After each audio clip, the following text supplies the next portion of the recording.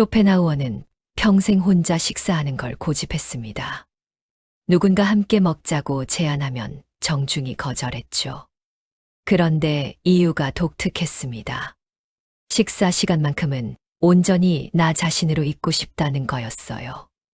사람들은 그를 괴짜라고 했지만 쇼펜하우어는 이렇게 말했습니다. 함께 있는데도 혼자인 것보다 혼자 있으면서 온전한 게 낫다. 누군가 곁에 있을 때 이유 없이 숨이 막힌 적이 있으실 겁니다. 분명 나쁜 사람도 아니고 오히려 착하고 성실한 사람인데도 함께 있으면 기운이 빠지는 거죠. 그래서 더 혼란스럽습니다. 내가 예민한 건가 하는 생각과 이 사람 때문에 지치는 게 맞나 하는 의심이 동시에 들거든요. 그런데 한 가지 알아야 할 게 있습니다. 좋은 사람이라고 해서 반드시 편한 사람은 아니라는 겁니다. 겉으로는 잘해주고 배려하는 것처럼 보이지만 그 안에서 내 마음을 소진시키는 신호들이 작동하고 있을 수 있죠. 문제는 이게 대놓고 드러나지 않는다는 점입니다. 화를 내지도 비난하지도 않으니까 우린 이 사람이 날 힘들게 한다는 걸 알아채지 못합니다. 착한 사람과 편안한 사람은 다릅니다. 조용한 사람과 마음을 덜 쓰게 만드는 사람도 다르죠. 누군가는 한마디도 안 하면서 분위기를 무겁게 만들고 누군가는 계속 웃으면서도 죄책감을 심어 놓습니다. 겉으로 보이는 태도와 실제로 전달되는 감정이 다를 때 우리는 서서히 지쳐갑니다. 대부분의 사람들은 이 지점을 끝까지 보지 못합니다. 저 사람은 착한데 내가 이상한 건가 하면서 스스로를 의심하다가 결국 그 관계에서 빠져나오지 못하게 되죠. 하지만 말보다 먼저 드러나는 신호가 있습니다. 표정이나 행동보다 앞서서 상대의 내면을 보여주는 미세한 흔들림 같은 것들이요. 이걸 알아차리는 순간 마음이 덜 흔들립니다. 그 사람이 나쁜 사람이어서가 아니라 그냥 나와 맞지 않는 사람이었다는 걸 받아들일 수 있게 되거든요. 그 순간부터는 관계에서 나를 지키는 법이 조금씩 보이기 시작합니다. 안녕하세요. 여기는 사유이 형태입니다. 구독과 좋아요로 함께 해주세요. 마음이 편안해지는 이야기들로 찾아가겠습니다. 부드러운 말인데 마음이 소모되는 이유. 쇼펜하우어가 했던 말 중에 이런 게 있습니다. 온전히 나로 있을 수 있는 시간이 없으면 결국 나는 사라진다.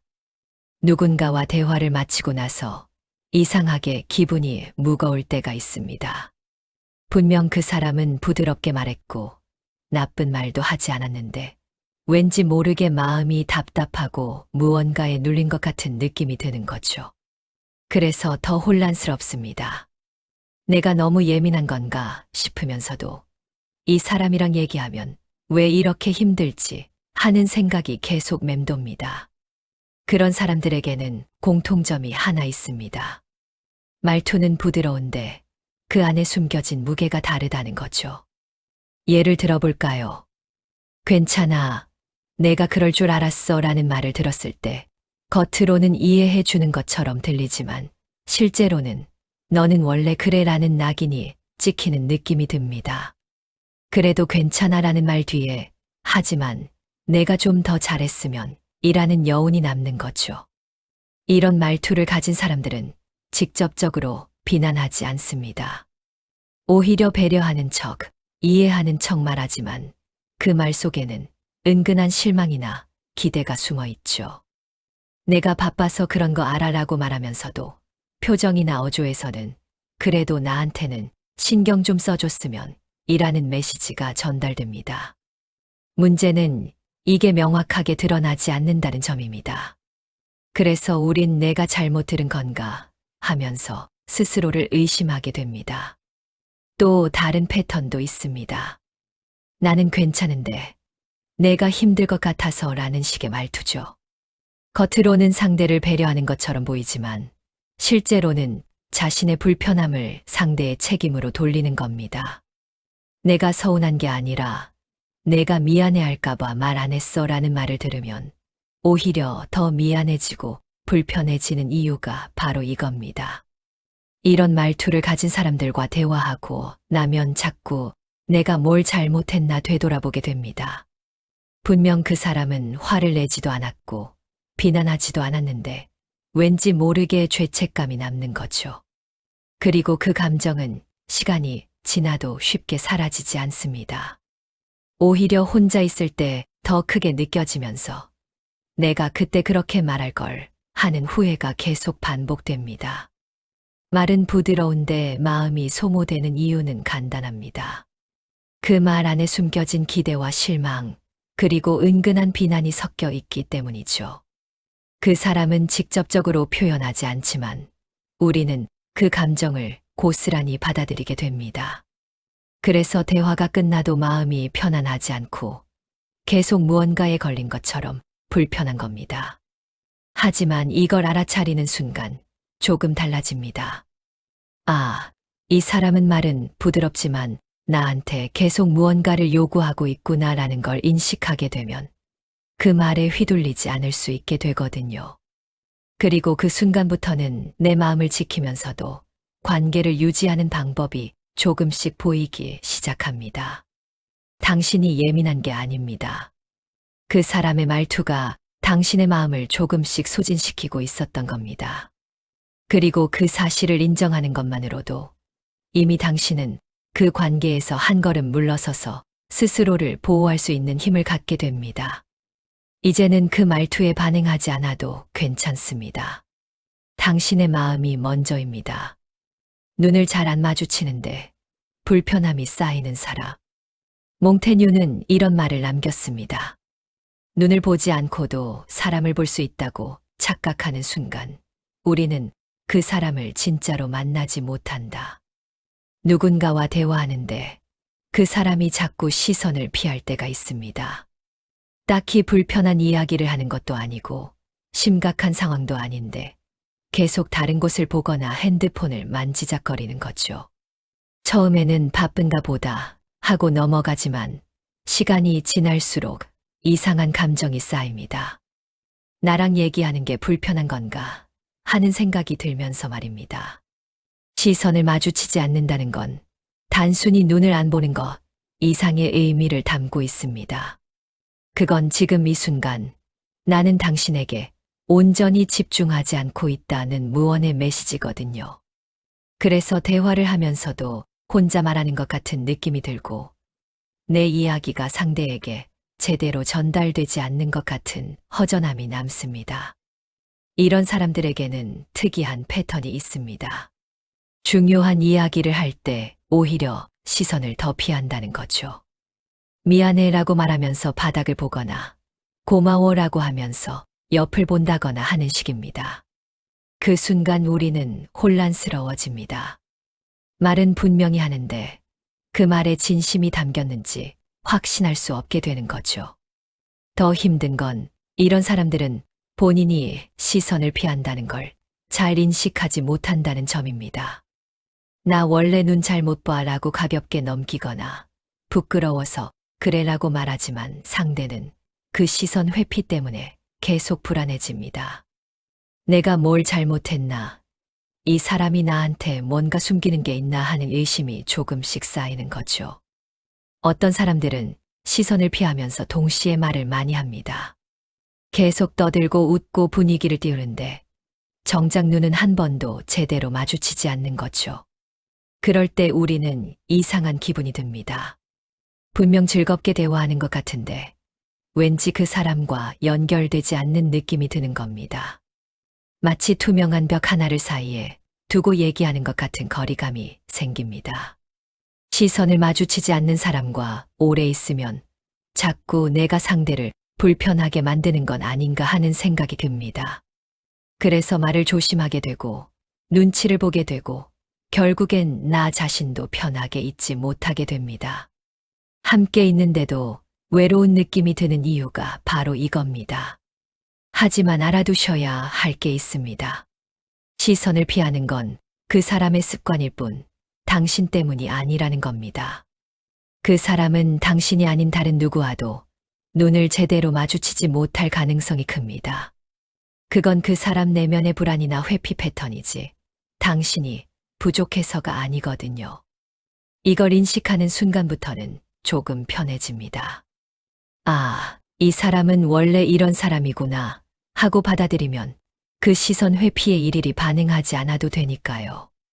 그리고 그 순간부터는 당신도 덜 긴장하면서 관계를 이어갈 수 있게 됩니다. 당신이 불편하게 만든 게 아닙니다. 그 사람이 눈을 마주치지 못하는 건 그 사람 안의 문제입니다. 당신은 그저 있는 그대로 편안하게 있으면 됩니다.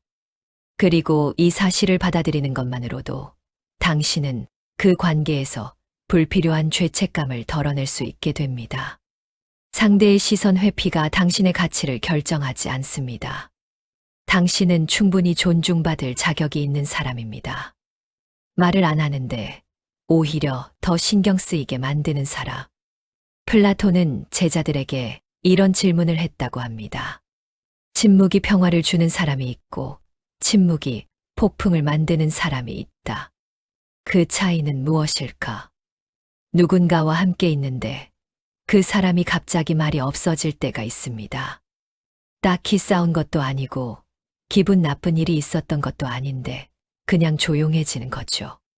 처음에는 피곤한가 보다 하고 넘어가지만 그 침묵이 길어질수록 공기가 무거워집니다.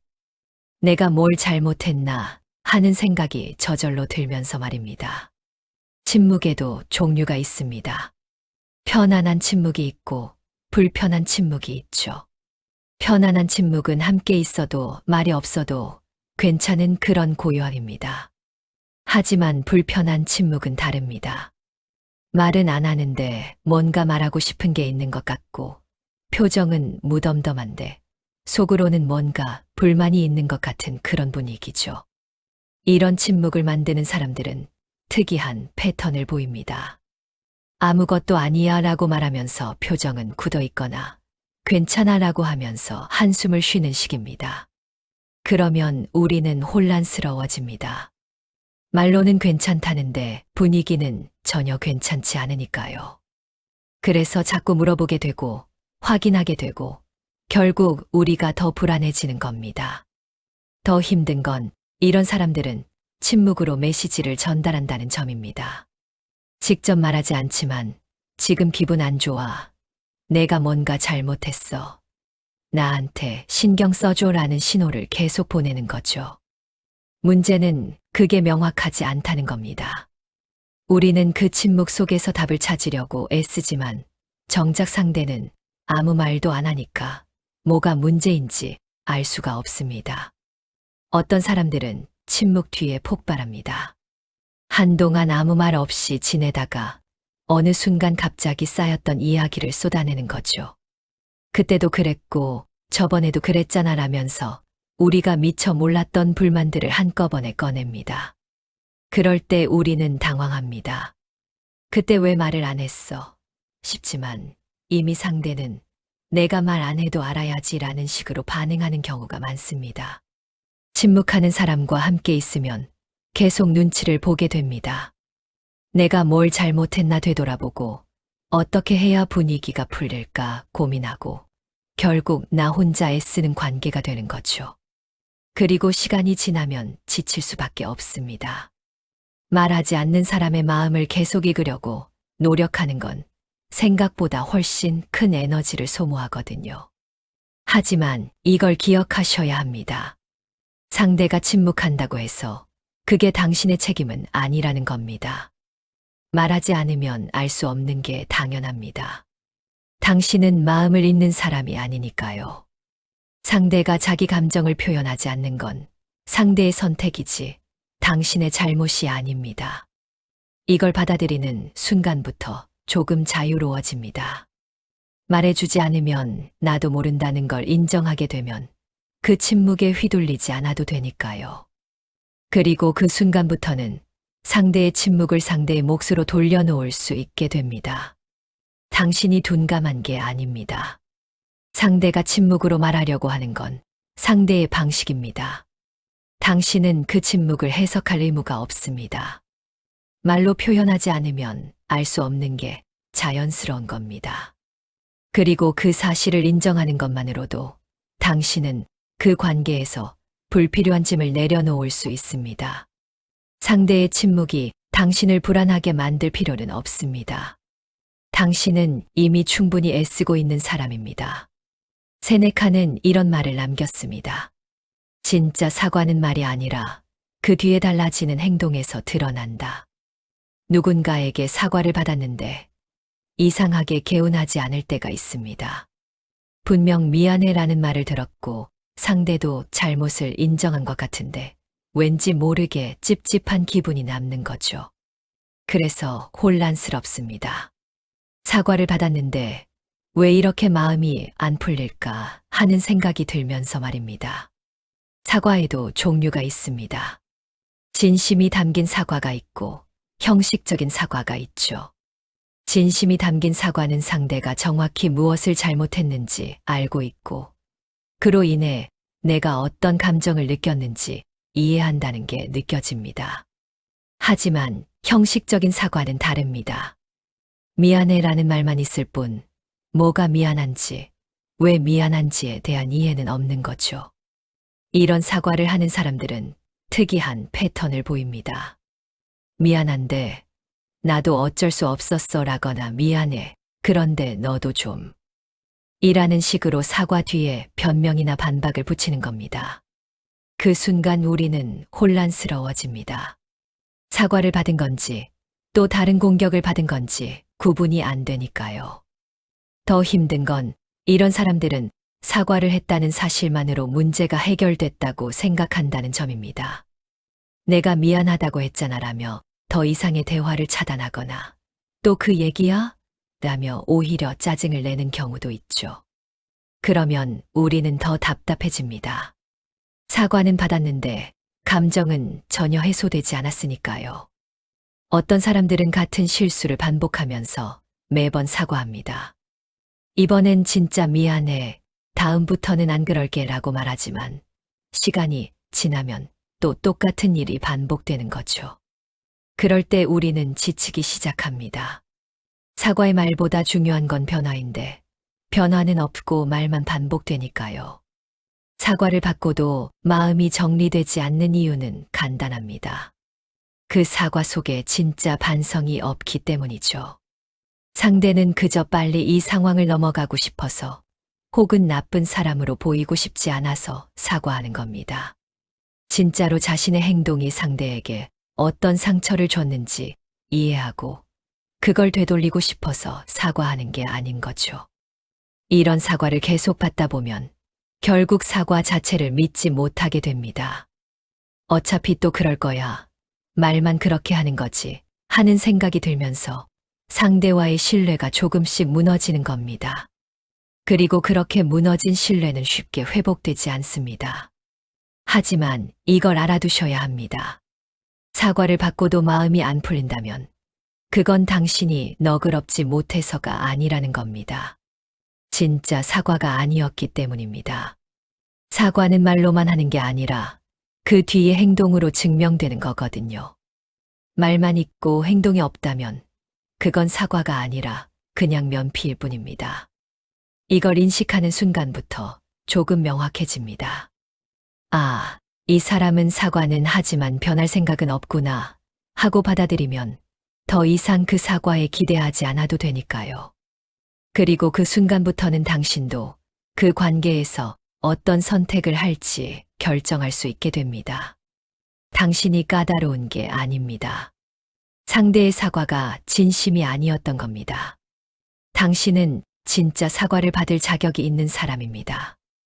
말뿐인 사과에 더 이상 마음 쓰지 않아도 괜찮습니다. 그리고 그 사실을 인정하는 것만으로도 당신은 그 관계에서 더 이상 불필요한 기대로 스스로를 지치게 하지 않을 수 있습니다. 진짜 사과는 변화를 동반합니다. 변화 없는 사과는 사과가 아닙니다. 늦지는 않지만 늘 애매하게 만드는 사람의 패턴. 아리스토텔레스는 제자들에게 이런 말을 했습니다. 시간을 지키는 것과 시간을 존중하는 것은 다르다. 누군가와 약속을 잡을 때 그 사람이 딱 부러지게 답을 안 할 때가 있습니다. 언제 만날까 하면 글쎄 그때 봐서 몇 시에 볼까 하면 나는 상관없어. 내가 편한 시간에. 이런 식으로 계속 애매하게 넘기는 거죠. 처음에는 배려하는 건가 싶지만 시간이 지날수록 답답해집니다. 결국 모든 걸 내가 정해야 하니까요. 시간 약속에도 패턴이 있습니다. 명확하게 약속을 잡는 사람이 있고 계속 애매하게 만드는 사람이 있죠. 명확한 사람은 금요일 7시에 강남역에서 보자라고 확실히 정합니다. 하지만 애매한 사람은 다릅니다. 금요일쯤 아니면 토요일. 시간은 그때 정하자. 이렇게 모든 걸 유동적으로 남겨두는 거죠. 이런 사람들은 특이한 패턴을 보입니다. 약속 당일에도 조금 늦을 수도 있어.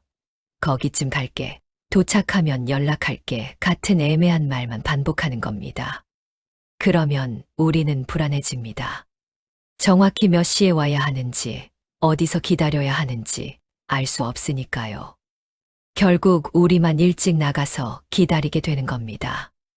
더 힘든 건 이런 사람들은 늦지는 않는다는 점입니다. 약속 시간에 딱 맞춰 오거나 심지어 조금 일찍 오기도 하죠. 그래서 우리는 뭐라고 말할 수도 없습니다. 늦은 것도 아닌데 뭐가 문제야? 하는 생각이 들면서 내가 너무 까다로운 건가 싶어지는 거죠. 어떤 사람들은 약속을 바꾸는 것도 애매하게 합니다. 그날 안 될 것 같기도 하고 아직 모르겠어 하면서 확답을 안 하는 겁니다. 그러다가 약속 하루 전이나 당일에 갑자기 미안, 오늘 어려울 것 같아 라고 말하죠. 우리는 그 시간 동안 계속 불확실한 상태로 기다려야 하고 다른 계획도 못 잡게 됩니다. 시간을 애매하게 만드는 사람과 약속하면 계속 신경이 쓰입니다. 이 약속이 진짜 될까? 정확히 언제 만나는 거지? 혹시 또 바뀌는 건 아닐까? 하는 생각이 머릿속을 떠나지 않는 거죠. 그래서 약속을 잡는 것만으로도 피곤해지고 결국 그 사람과는 만남 자체가 부담스러워집니다. 시간을 애매하게 만드는 건 상대방의 시간을 존중하지 않는다는 뜻입니다. 자기는 유동적이고 싶어 하지만 상대는 그 유동성 때문에 계속 불안정한 상태로 있어야 하거든요. 그리고 그 불확실함은 생각보다 큰 스트레스를 만듭니다. 하지만 이걸 기억하셔야 합니다. 상대가 시간을 애매하게 만든다고 해서 당신이 그 애매함을 다 받아줄 필요는 없다는 겁니다. 언제 만날지 정확히 정하고 싶어 라고 말할 수 있습니다. 그때 봐서가 아니라 지금 정하자고 할 수 있는 거죠. 이걸 인식하는 순간부터 조금 편해집니다. 아, 이 사람은 원래 이렇게 애매한 사람이구나 하고 받아들이되 내가 그 애매함에 맞춰줄지 말지는 내가 선택할 수 있다는 걸 알게 되니까요. 그리고 그 순간부터는 불필요한 기다림과 불안에서 벗어날 수 있게 됩니다. 당신이 융통성이 없는 게 아닙니다. 상대가 시간을 애매하게 만드는 건 상대의 습관입니다. 당신은 명확한 약속을 원할 권리가 있습니다. 애매함 속에서 계속 기다릴 필요는 없습니다. 그리고 그 사실을 인정하는 것만으로도 당신은 그 관계에서 불필요한 불안과 스트레스를 덜어낼 수 있습니다. 명확한 약속은 서로를 존중하는 첫걸음입니다. 당신의 시간도 소중합니다. 주변이 늘 어수선한 사람이 주는 은근한 피로가. 마르쿠스 아우렐리우스는 이런 말을 남겼습니다. 외부의 혼란은 결국 내면의 혼란을 드러낸다. 누군가의 집이나 사무실에 갔을 때 유독 어수선한 사람들이 있습니다. 책상 위에는 서류가 쌓여 있고 가방 안은 뭐가 들었는지 모를 정도로 뒤죽박죽이고 찾는 물건을 한참 뒤져야 나오는 거죠. 처음에는 바빠서 그런가 보다 하고 넘어가지만 시간이 지날수록 그 어수선함이 신경 쓰이기 시작합니다. 공간의 정돈 상태는 그 사람의 마음 상태를 보여줍니다. 정리된 공간을 유지하는 사람은 내면도 어느 정도 정돈돼 있는 경우가 많죠. 하지만 늘 어수선한 사람은 다릅니다. 물건을 찾느라 시간을 허비하고 약속 시간에 늦고 중요한 걸 잃어버리는 일이 반복되는 겁니다. 이런 사람들은 특이한 패턴을 보입니다. 어디 뒀더라. 분명 여기 있었는데 잠깐만 찾아볼게 같은 말을 자주 합니다. 그러면 우리는 기다려야 하죠. 함께 나가려고 했는데 열쇠를 못 찾아서 10분을 기다리고 뭔가 보여주려고 했는데 그걸 찾느라 한참을 헤매는 겁니다.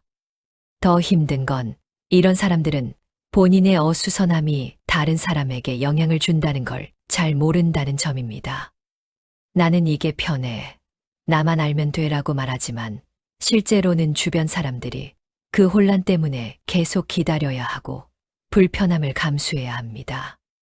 약속 시간에 늦는 것도 필요한 걸 못 찾는 것도 결국 다른 사람의 시간을 빼앗는 거죠. 어떤 사람들은 차 안도 어수선합니다. 뒷좌석에는 옷가지와 쇼핑백이 널려 있고 조수석에는 먹다 남은 음료수 컵이 있고 발밑에는 뭔가 계속 굴러다니는 거죠. 그런 차에 타면 편안하게 앉기도 어렵고 왠지 모르게 불안한 느낌이 듭니다. 이 사람이 운전도 이렇게 어수선하게 하는 건 아닐까 하는 생각이 들면서요. 주변이 늘 어수선한 사람과 함께 있으면 자꾸 내가 정리해주고 싶어집니다. 그냥 보고만 있기엔 너무 답답하니까요. 하지만 정작 본인은 별로 불편해하지 않습니다. 오히려 건드리지 마. 내가 알아서 할게라고 하죠. 그러면 우리는 더 답답해집니다. 도와주려고 해도 거부당하고 그렇다고 가만히 있자니 계속 신경 쓰이는 겁니다. 공간이 어수선하다는 건 단순히 물건 정리를 못한다는 것 이상의 의미를 담고 있습니다. 그건 우선순위를 정하지 못하고 마무리를 짓지 못하고 결정을 미루는 습관이 쌓인 결과거든요. 그리고 그런 습관은 관계에서도 똑같이 나타납니다. 대화도 마무리 없이 흐지부지 되고 약속도 애매하게 남겨두고 결정도 계속 미루는 식으로요. 하지만 이걸 알아두셔야 합니다. 상대의 어수선함이 당신을 불편하게 만든다면 그건 당신이 예민해서가 아니라는 겁니다. 정돈된 공간에서 편안함을 느끼는 건 자연스러운 감정입니다. 혼란 속에서 불안을 느끼는 것도 당연한 거죠. 이걸 인식하는 순간부터 조금 자유로워집니다. 아, 이 사람은 원래 이렇게 사는 사람이구나 하고 받아들이되 내가 그 혼란 속으로 끌려 들어갈 필요는 없다는 걸 알게 되니까요. 그리고 그 순간부터는 적절한 거리를 유지하면서도 관계를 이어갈 수 있게 됩니다. 당신이 결벽증이 있는 게 아닙니다. 상대의 어수선함이 당신에게 스트레스를 주는 건 자연스러운 반응입니다.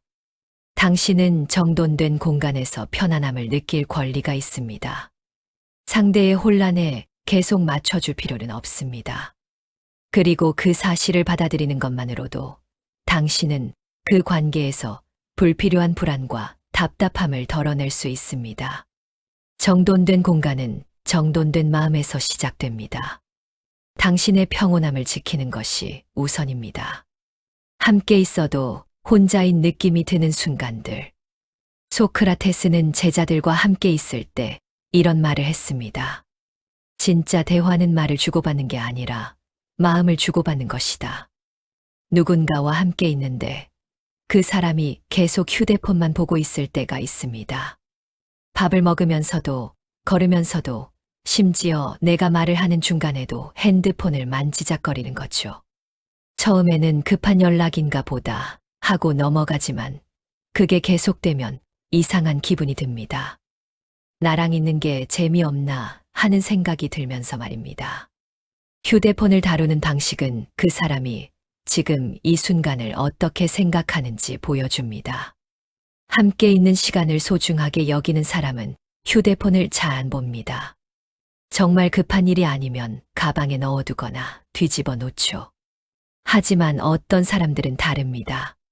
계속 화면을 확인하고 알림이 올 때마다 바로 반응하고 대화 중간에도 문자를 보내는 겁니다. 이런 사람들은 특이한 패턴을 보입니다. 잠깐만이라고 말하면서 휴대폰을 보기 시작하는데 그 잠깐이 5분, 10분으로 길어지는 거죠. 그러면 우리는 어정쩡하게 기다려야 합니다. 말을 걸자니 방해하는 것 같고, 그렇다고 가만히 있자니 혼자 있는 것처럼 외로운 겁니다.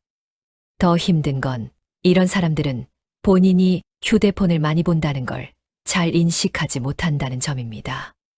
나 별로 안 봤는데 라고 하거나 요즘 다들 이렇게 살잖아 라고 정당화하죠. 하지만 함께 있는 사람은 그 시간 동안 계속 무시당하는 느낌을 받습니다. 눈앞에 있는데도 진짜로는 연결되지 않은 것 같은 그런 허전함이 남는 거죠.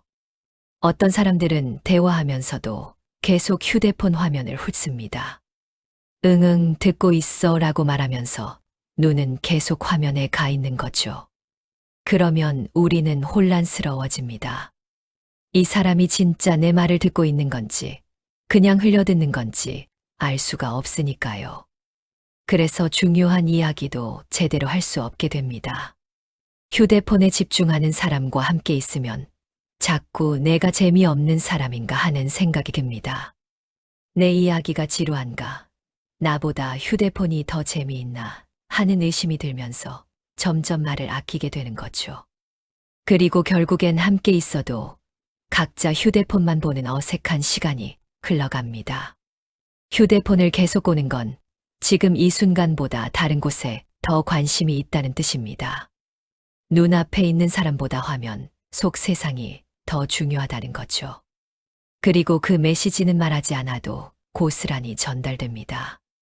함께 있는 사람은 자신이 우선순위에서 밀려났다는 걸 느끼게 되는 겁니다. 하지만 이걸 기억하셔야 합니다. 상대가 휴대폰만 본다고 해서 당신이 재미없는 사람인 건 아니라는 겁니다.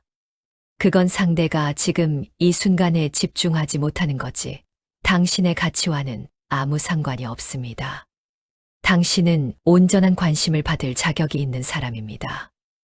이걸 인식하는 순간부터 조금 명확해집니다. 아, 이 사람은 원래 이렇게 휴대폰에 빠져 사는 사람이구나 하고 받아들이되 내가 그 시간 속에서 계속 무시당할 필요는 없다는 걸 알게 되니까요. 그리고 그 순간부터는 함께 있는 시간의 질에 대해 솔직하게 말할 수 있게 됩니다. 당신이 관심을 바라는 게 이상한 게 아닙니다. 상대가 휴대폰을 계속 보는 건 상대의 선택입니다.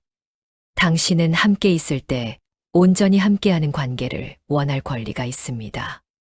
반쪽짜리 관심에 만족할 필요는 없습니다.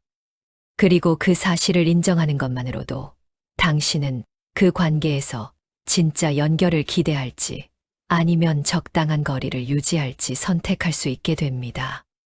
함께 있는 시간은 소중합니다. 당신은 그 시간 속에서 온전히 존재할 자격이 있습니다. 지금까지 우리는 7가지 신호를 살펴봤습니다.